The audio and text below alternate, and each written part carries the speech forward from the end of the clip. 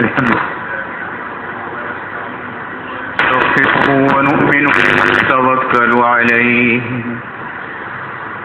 ونعوذ بالله من شرور أنفسنا ومن سيئات أعمالنا من يهده الله فلا مضل له ومن يضلله فلا هادي له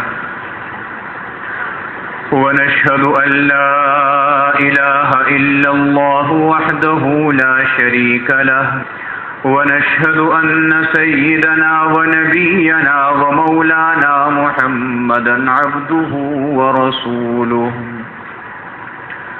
صلى الله تعالى عليه وعلى آله وأصحابه وسلم تسليما كثيرا كثيرا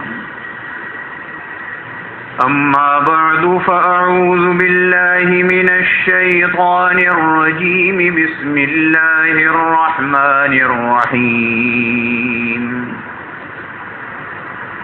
أيود أحدكم أن تكون له جنة من نخيل وأعناب تجري من تحتها الأنهار له فيها من كل الثمرات وأصابه الكبر وله ذرية ضعفاء فأصابها إعصار فيه نار فاحترقت كذلك يبين الله لكم الآيات لعلكم تتفكرون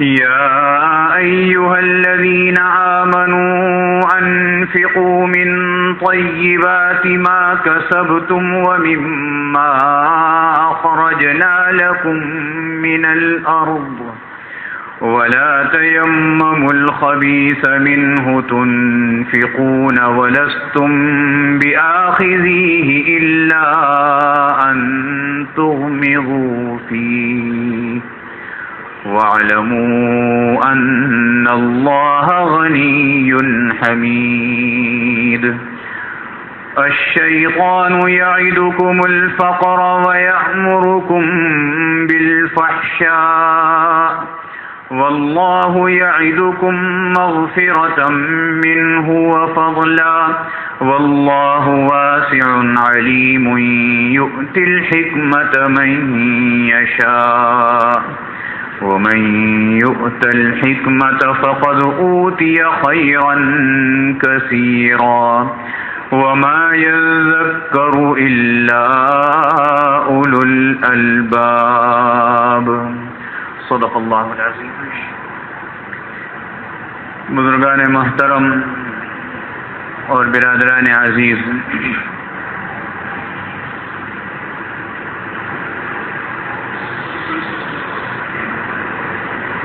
گزشتہ آیتوں میں اور ان آیتوں میں جو ابھی تلاوت کی ہیں،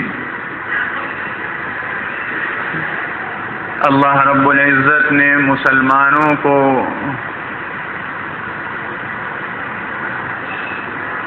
اپنے دیے ہوئے مال میں سے اپنے ہی راستے میں خرچ کرنے کے آداب بتلائے ہیں.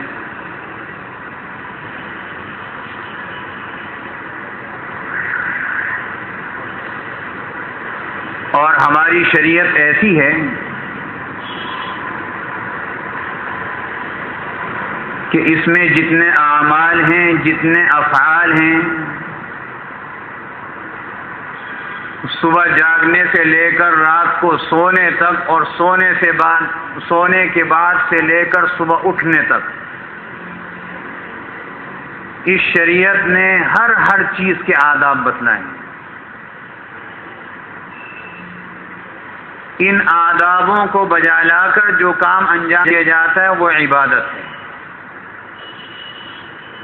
اور آداب کو چھوڑ دیا جائے کام تو پھر بھی ہو جائے گا لیکن عبادت نہیں ہوگا. یہ بات پہلے بھی عرض کی گئی تھی کہ ہمارا کوئی کمال نہیں ہے کہ ہماری جیب میں 10 روپے ہیں، یہ ہمارا کمال نہیں. یہ اللہ نے ایسے اسباب بنائے، ہمیں محنت کرنے کی عادت ڈالی تو اللہ نے کسی کو مزدور بنا دیا، کسی کو تجارت کرنے والا بنا دیا، کسی کو نوکری کرنے والا بنا دیا، کسی کو زرعی پیداوار میں حصہ لینے والا بنا دیا. یہ اللہ کی دین ہے. اللہ نے اپنے ان بندوں کو مختلف چیزوں میں تقسیم فرما دیا، لیکن دین اللہ کی ہے، ہمارا کمال نہیں ہے. تو جب چیز اللہ نے دی ہے تو اللہ کا یہ مطالبہ بھی ہے کہ ہمارے راستے میں خرچ کرو، اور مطالبہ ہو سکتا ہے، ہونا بھی چاہیے.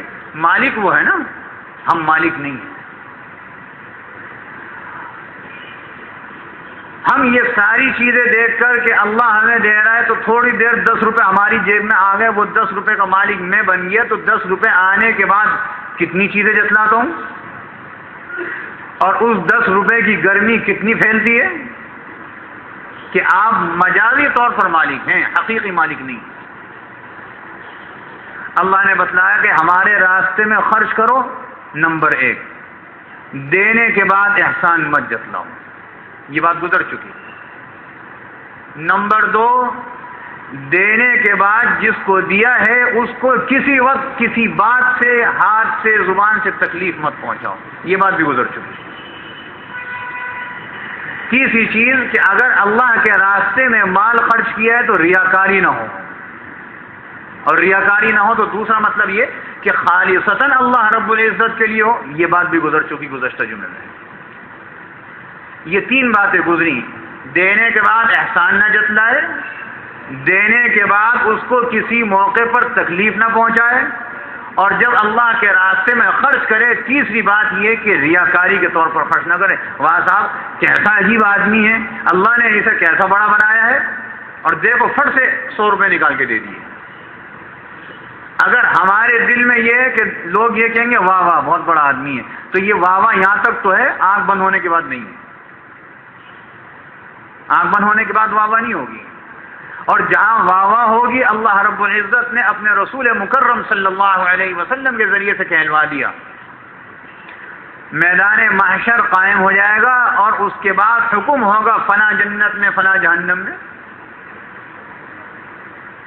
اللہ رب العزت ایک ایسے شخص کو بلائیں گے جو بہت بہترین قرآن پڑھنے والا ہوگا، بہت بہترین قرآن پڑھنے والا.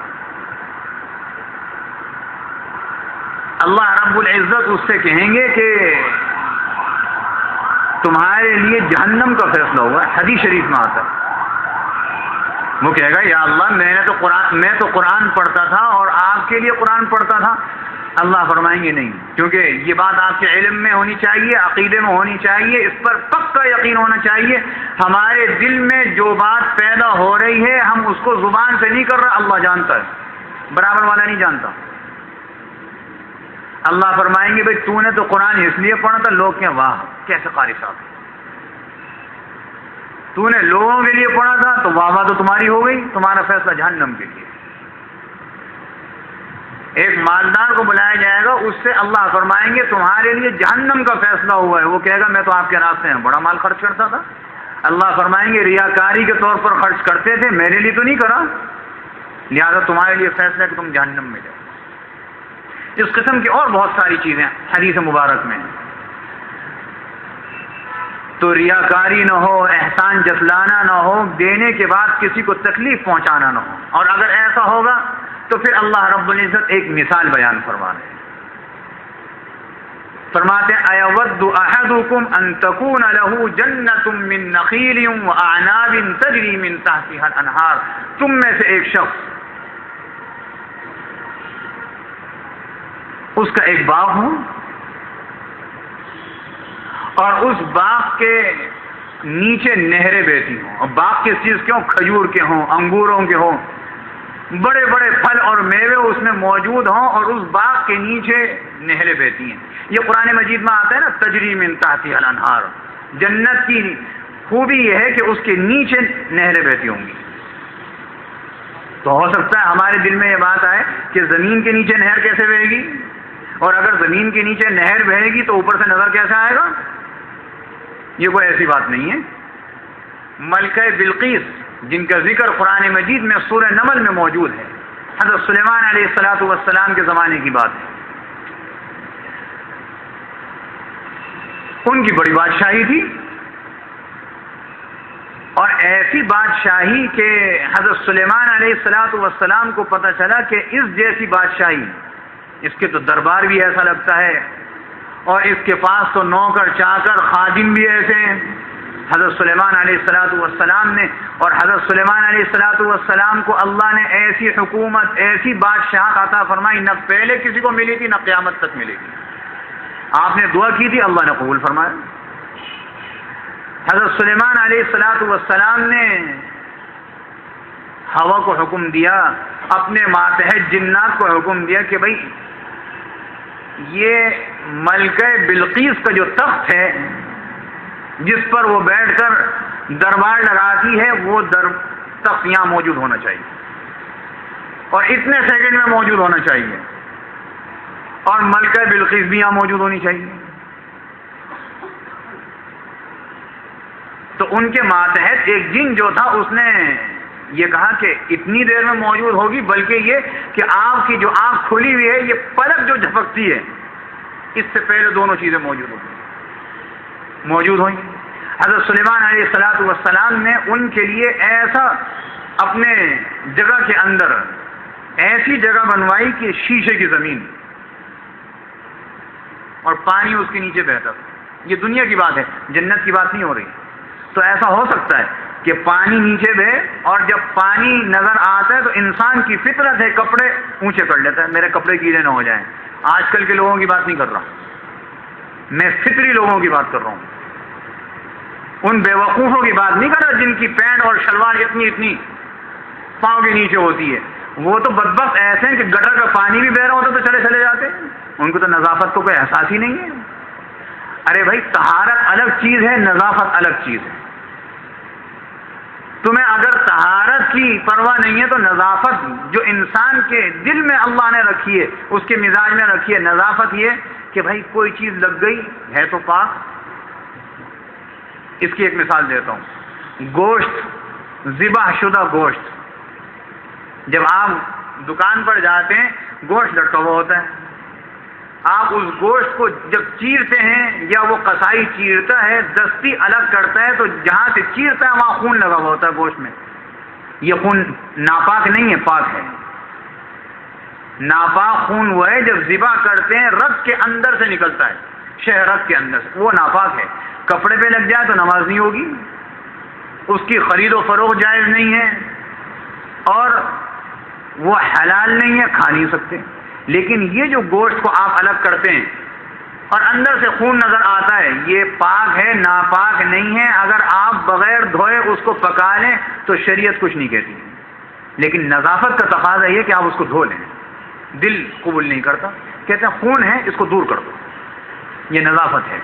ایک ہے طہارت۔ طہارت یہ ہے کہ کپڑا ناپاک نہ ہو، ہم نماز کیسے پڑھیں گے؟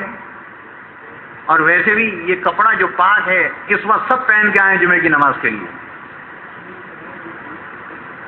ایک وقت گزرتا ہے، گرمیوں کا زمانہ ہے، ایک دن پورا گزرتا ہے تو اس کپڑے کے اندر سے گرمی کی وجہ سے ایک بو آنے لگتی ہے۔ کپڑا بظاہر ناپاک نہیں ہے، لیکن جب تک کپڑا صاف ستھرا نظافت تھی اس کے اندر، یہ اللہ کا ذکر کر رہا تھا، اللہ کی ہر چیز ذکر کرتی ہے، اور جب اس کے اندر نظافت ختم ہو گئی، پاکی موجود ہے، تو انسان بھی کہتا ہے مجھے اب کراہت آتی ہے، جسم میں سے بو آ رہی ہے، کپڑے میں سے بو آ رہی ہے، اب غسل کرو، غسل کرنے کے بعد نئے کپڑے پہنو، دوسرے کپڑے پہنو۔ یہ کیا ہے؟ یہ طہارت نہیں ہے، یہ نظافت ہے۔ ہمارا مزاج ایسا بن گیا کہ بارش ہو رہی ہو اور خیر سے شہر کراچی ہو جس میں گٹر ہی گٹر بہتے رہتے ہوں، اور شلوار اور پینٹ جو ہے وہ ایڑی کے اتنے نیچے ہو، اس کو توفیق نہیں ہے کہ اس کو اوپر کر لے۔ حالانکہ انسان کی فطرت یہ کہ پانی جب آئے تو وہ کپڑے کو اوپر کرتا ہے۔ بہرحال یہ ایک چیز آئی، تو اس میں فرمایا آیت نے کہ اس کے نیچے نہریں بھی جاری ہوں۔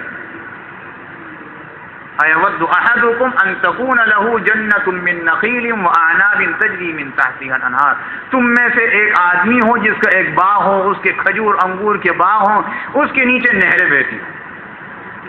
لہو فیہا من کل الثمرات، اس باغ کے اندر قسم قسم کے پھل موجود ہیں، صرف کھجور انگور نہیں ہے بلکہ قسم قسم کے پھل موجود ہیں۔ وَأَصَابَهُ الْكِبْرُ، اور جو باغ کا مالک ہے اس کی حالت یہ ہے کہ وہ بوڑھا ہو چکا ہے۔ وَلَهُ ذُرِّيَّةٌ ضُعَفَاءُ، اور اس کی جو اولاد ہے وہ کمزور ہے، ناتواں ہے، اس باغ کے علاوہ ان کا کوئی چیز نہیں ہے جس کے وہ خرچ نکال سکیں اور اپنے آپ کو رہنے سہنے کے قابل بنا سکیں، بس یہی ایک ذریعہ آمدنی ہے۔ فَأَصَابَهَا إِعْصَارٌ، اعصار آپ نے کبھی دیکھا ہوگا، کسی وقت ہوا کا ایک غول بنتا ہے، ہمارے یہاں شہروں میں بن جاتا ہے، میدانی علاقوں میں بھی بنتا ہے، یہ جب تک چھوٹا ہوتا ہے تب تک تو خیر ہے، لیکن یہ بڑا بھی ہوتا ہے، یہ آسمان زمین کے درمیان بھی ہوتا ہے، اس کو کہتے ہیں اعصار، کہ ہوا کی گول چکر چلے اور اس میں مٹی کے ذرات اڑیں۔ یہ جو غول چلتا ہے اس میں بعض اوقات ایسا بھی ہوتا ہے کہ انسان کو بھی اڑا کے لے جاتا ہے۔ اگر آسمانوں میں جب فضائی طیارے چلتے ہیں اور یہ بڑا سا غول موجود ہو تو اس طیارے کے چلنے میں بھی رکاوٹ پیدا ہوتی ہے، بعض اوقات حادثہ بھی پیش آ جاتا ہے۔ اللہ فرماتے فَأَصَابَهَا إِعْصَارٌ فِيهِ نَارٌ، پھر اچانک ایک بگولا آیا، اس کو اردو میں بگولا کہتے ہیں جس کو اعصار کہا جا رہا ہے عربی میں، ایک بگولا آیا، اور بگولا کس کا تھا؟ وہ آگ کا تھا۔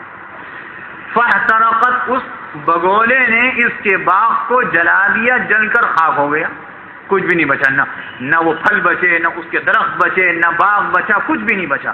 مالک بڈھا تھا، اولاد کمزور ناتواں تھی، اس کے علاوہ، اس باغ کے علاوہ کوئی ذریعہ آمدنی نہیں تھی، اور باغ جو ہے وہ آگ کے بگولے سے خاک ہو گیا۔ یہ مثال دی اللہ نے کہ یہ مثال ہے ان لوگوں کی جو امید یہ رکھتے ہیں کہ ہم مال تو خرچ کر رہے ہیں اور پھر قیامت میں اللہ رب العزت کیا ہمیں بڑا اجر و ثواب ملے گا، مال خرچ کر رہے ہیں، لیکن اللہ فرماتے ہیں کہ اگر دینے کے بعد احسان جتلایا، دینے کے بعد اسے تکلیف پہنچائی، ریاکاری کے طور پر خرچ کیا، تو اس کی مثال اس باغ کے مالک جیسی ہے کہ سب چیز تھی، جب امید پیدا ہوئی کہ اجر و ثواب ملے گا تو وہ سب چیز جل کے خاک ہو گئی۔ کذالک یبین اللہ، اللہ فرماتے ہیں ہم اسی طرح کھول کھول کے بیان کرتے ہیں، لکم الآیات، اپنی نشانیاں تمہارے لیے بیان کرتے ہیں، لعلکم تتفکرون، کیوں بیان کرتے ہیں؟ اس لیے بیان کرتے ہیں تاکہ تم ان کو سنو، اس کو پڑھو، اور پڑھنے کے بعد فکر کرو کہ ہمیں جو اعمال انجام دینے وہ اس طریقے کے مطابق انجام دینے جو اللہ اور اس کے رسول کے کہے کے مطابق ہیں۔ اگر اس کے مطابق نہیں ہے، اس میں حجت بازی کریں تو کوئی فائدہ نہیں، بات وہی ہوگی جو شریعت کی۔ شریعت کا مسئلہ جہاں ہے وہ وہیں رہے گا، آپ کی حجت سے، آپ کی بحث سے نکلے گا نہیں، آپ کو فائدہ بھی نہیں ہوگا سوائے وقت کی خرابی کے۔ 3 چیزیں بیان ہو گئیں، جو پچھلی چیز تھی اس کا تتمہ یہ ہے۔ اگلی آیت میں چوتھی چیز بیان کر رہے ہیں، یا ایھا الذین آمنوا، اے وہ لوگوں جنہوں نے ایمان قبول کیا ہے، انفقوا من طیبات ما کسبتم، یہ جو تم اللہ کے راستے میں خرچ کر رہے ہو، جس کا تم سے تقاضا ہو رہا ہے، یہ صاف ستھرا پاکیزہ مال ہو، ما کسبتم، جسے تم نے کمایا۔ انسان کو جو مال حاصل ہوتا ہے اس کی 2 قسمیں ہیں، ایک تو یہ کہ آدمی محنت مشقت کر کے کماتا ہے، جیسے ایک آدمی تجارت کرتا ہے، ایک آدمی دکانداری کرتا ہے، ایک آدمی کارخاندار ہے، ایک آدمی مزدور ہے۔ یہ ساری چیزیں ایسی ہیں کہ آدمی کام کے ساتھ محنت مشقت کرتا ہے تب اللہ دیتا ہے، اس کو کہہ رہے ہیں ما کسبتم، جو تم نے کمایا۔ اور آدمی کو ایک مال ایسا ملتا ہے جس میں محنت مشقت کی ضرورت نہیں ہوتی، لیکن مال پھر بھی وہ تمہارا ہی ہوتا ہے، تم اس کے مالک ہوتے ہو۔ کسی نے کسی کو ہدیہ دے دیا، اس کے لیے محنت مشقت تو نہیں کرنی پڑی، جس کے دل میں آیا اللہ نے جس کے دل میں ڈالا کہ ہدیہ دے دو، اس نے ہدیہ قبول کر لیا، وہ تمہارے لیے حلال ہے، تم اس کے مالک ہو، جیسا چاہے کرو، لیکن اس ہدیے کے لیے محنت نہیں کرنی پڑی۔ ایک آدمی تھا، اس کے ماں باپ میں سے یا بھائی میں سے یا کوئی بھی رشتہ داروں میں سے ایک آدمی وصیت کرتا ہے، چاہے اس کا رشتہ دار نہ بھی ہو، وصیت کرتا ہے کہ میرے مال میں سے اتنا مال فلاں آدمی کو دے دیا جائے۔ اب شریعت یہ کہتی ہے کہ اگر یہ وصیت اس کا جو بچا ہوا مال ہے، مر گیا ہوا آدمی، اس کے بچا ہوا جو مال ہے تہائی مال کے اندر اندر وصیت ہو، تہائی مال سے زیادہ ہوگی تو وصیت نافذ نہیں ہوگی۔ اگر تہائی مال کے اندر اندر ہو، وصیت کے مطابق اسے مال مل جائے گا۔ اس مال کے حاصل کرنے کے لیے محنت مشقت نہیں کرنی پڑی، وصیت کی تھی، مال مل گیا۔ نمبر 3،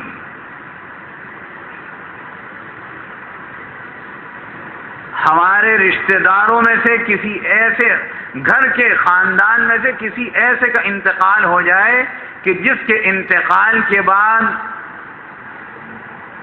ایک آدمی اس کے وارثوں میں سے حصے دار ہے۔ باپ مر گیا، بیٹا تھا، بیٹی تھی، بیوی تھی، بیوی مر گئی تو بیٹا تھا، بیٹی تھی، شوہر تھا، یا بیٹا مر گیا تو اس کا باپ بھی تھا، کوئی بھی صورت ہو سکتی ہے۔ وہ مر گیا، ایک آدمی مر گیا، اس کے مال میں سے ترکہ تقسیم ہوتا ہے، وراثت تقسیم ہوتی ہے، وراثت جس جس کے حصے کی ہوتی ہے اس کو مل جاتی۔ اب وراثت کے لیے کسی کو محنت مشقت تو نہیں کرنی پڑتی، لیکن مالک بن جاتا ہے۔ یہ ساری چیزیں ما کسبتم، جو تم نے کمایا ہے۔ کمانے کی ایک قسم تو یہ کہ ہم نے محنت مزدوری کی، کاروبار کیا، ایک دوسری قسم بیان کرتے ہیں وَمِمَّا أَخْرَجْنَا لَكُم مِّنَ الْأَرْضِ، اور ایک ایسی چیز ہے کہ جو زمین سے پیدا ہوتی ہے۔ آپ محنت مشقت کرتے ہیں، زمین میں سے غلہ پیدا ہوتا ہے۔ اب زمین کی جو پیداوار ہے پھر اس کی 2 قسمیں، ایک تو یہ ہے کہ آپ نے زمین میں بیج ڈالا، آسمان سے بارش برسی، اس بارش سے غلہ پیدا ہو گیا، اس بارش سے پیداوار ہو گئی، دالیں ہوئیں، سبزیاں ہوئیں، پھل ہوئے، جو بھی چیز پیدا ہوئی زمین سے، اس کو کہتے ہیں بارانی زمین۔ ایسی زمین جس پر بارش پڑتی ہے اور بارش پڑنے کے بعد اس بارش کے پانی سے اس کا پھل پیدا ہو جاتا ہے۔ تو بارش کے پانی سے جو پھل پیدا ہوتا ہے تو اس پیداوار میں سے 10واں حصہ اللہ کے لیے، جیسے ایک آدمی زکوٰۃ دیتا ہے نا سال پورا ہونے کے بعد، اس مال زکوٰۃ میں سے، سونا چاندی میں سے، مال نقد میں سے اگر زکوٰۃ دینے کے بعد 1 سال تک کوئی نفع نہیں ہوا، پھر سال پورا ہو گیا، لیکن چونکہ صاحب نصاب تھا پھر زکوٰۃ فرض ہو گئی۔ زمین کی پیداوار میں یہ ہے کہ پیداوار ہوئی تو اس کے اوپر عشر فرض ہو گیا۔ اب چاہے پیداوار 2 دفعہ ہو، چاہے سال میں 3 دفعہ ہو، جب پیداوار ہوگی عشر فرض ہو جائے گا۔ عشر ایک یہ کہ بارش سے پیداوار ہوئی، آپ کو پانی نہیں ڈالنا پڑا، محنت مشقت زیادہ نہیں کرنی پڑی، تو شریعت کا حکم یہ ہے کہ پیداوار کا 10واں حصہ یہ فرض ہے۔ یہ زکوٰۃ کے جس طرح زکوٰۃ فرض ہے اسی کی طرح یہ 10واں حصہ فرض ہے۔ ایک پیداوار زمین کی وہ ہے کہ بارش جو برسی اس سے تو اتنا فائدہ نہیں ہوا ہے، لیکن نہری نظام ہے، آپ نالیاں بناتے ہیں، اپنے کھیت تک لے کر کے آتے ہیں، اس پانی سے اپنی زمین سیراب کرتے ہیں، اس کو کہتے ہیں نہری زمین۔ نہری زمین سے جو پیداوار ہوتی ہے اس میں 10واں حصہ نہیں ہے، اس میں محنت مشقت زیادہ ہے، اس میں 20واں حصہ ہے۔ اللہ نے ایک نظام رکھا ہے، محنت مشقت کم ہے تو اللہ نے طلب بھی زیادہ فرمایا، محنت مشقت زیادہ ہوئی تو اس کی محنت مشقت کی اللہ نے لاج رکھی، فرمایا 20واں حصہ دے، یہ فرض ہے۔ وَمِمَّا أَخْرَجْنَا لَكُم مِّنَ الْأَرْضِ، اور یا پھر یہ کہ زمین میں سے جو چیز پیدا ہو اس میں سے خرچ کرو۔ اب جو زمین میں سے پیدا ہوتی ہے اس کی کم سے کم مقدار شریعت نے نہیں بتلائی، جیسے صاحب نصاب کے لیے زکوٰۃ دینے کے لیے اس کا ایک نصاب مقرر ہے، زمین کی پیداوار کا کوئی نصاب نہیں۔ اس لیے فقہا فرماتے ہیں ہم گھروں کے اندر جو کیاریاں بناتے ہیں اور اس کیاریوں میں کبھی پودینہ لگا لیا، کبھی ہری مرچیں لگا لی، کبھی کوئی اور چیز لگا لی جو ہمارے کھانے میں استعمال ہوتا ہے، تو اس کیاری میں جو چیز پیدا ہو رہی ہے اس میں سے بھی عشر دینا پڑے گا، آپ کے اوپر فرض ہے یہ۔ ہم گھروں میں لگا لیتے ہیں، ہم اس میں توجہ نہیں دیتے کہ جو گھر میں جو چیز کھانے پینے کی پیدا ہو رہی ہے کیاریوں میں، گملوں میں، اس میں سے بھی عشر دینا پڑے گا۔ اس کو سمجھنا چاہیے۔ اس لیے اللہ فرماتے ہیں وَمِمَّا أَخْرَجْنَا لَكُم مِّنَ الْأَرْضِ۔ چوتھی چیز بیان ہوئی کہ جو چیز تمہیں مل رہی ہے کمائی کے ذریعے سے اس میں سے خرچ کرو، اور کب خرچ کرو کہ پہلے قرضہ ادا کرو اس کے بعد یہ دو۔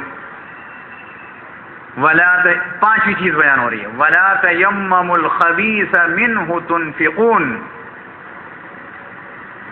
ردی قسم کی، بیکار قسم کی چیزیں اللہ کے راستے میں مت خرچ کرو۔ وَلَسْتُمْ بِآخِذِي، جس کو تم بھی لینا پسند نہیں کرتے،